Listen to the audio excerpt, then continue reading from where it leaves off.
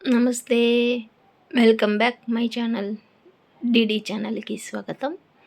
ఈరోజు మన వీడియోలోని చామంతి పువ్వులు, బొగడి పువ్వులు వైలెట్ కలర్లో ఉంటాయి. ఇవి బొగడి పువ్వులు అందమైన మాల ఎలా తయారు చేసుకోవాలో చూద్దాము.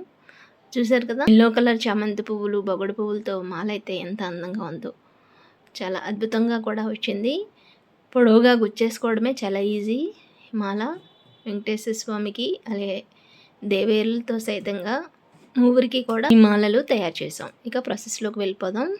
దీనికోసం ఇలా చామంతి పువ్వులు తీసుకోవాలి, వాటి కాడలు కూడా తీసి పడేయాలి.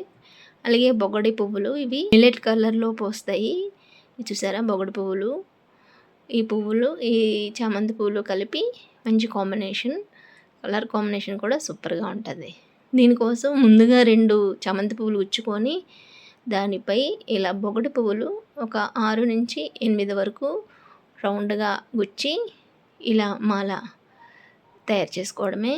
ఏమీ లేదు, సూది దారము తీసుకొని ఇలా గుచ్చుకోవడమే, చాలా ఈజీ మాల. ఈ రెండిట్ల కాంబినేషన్లో మాల అయితే చాలా అట్రాక్టివ్గా ఉంది, చూడడానికి కూడా అందంగా కూడా ఉంది. ఇలా రౌండ్గా వచ్చే వరకు ఈ బొగడి పువ్వులు వేసుకోవాలి.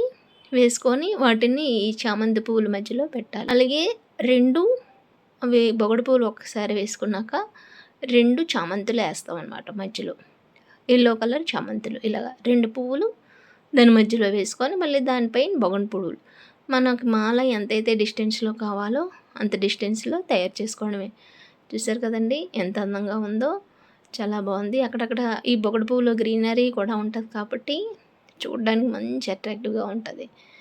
By the way, small request, నా ఛానల్ చూస్తూ ఇప్పటివరకు ఎవరైనా ఇంకా సబ్స్క్రైబ్ చేసుకోకపోతే సబ్స్క్రైబ్ చేసుకోండి. ఇంకా మంచి మంచి మాల వీడియోస్తో మేము ముందుకైతే వస్తాం. Thank you for watching. Bye bye.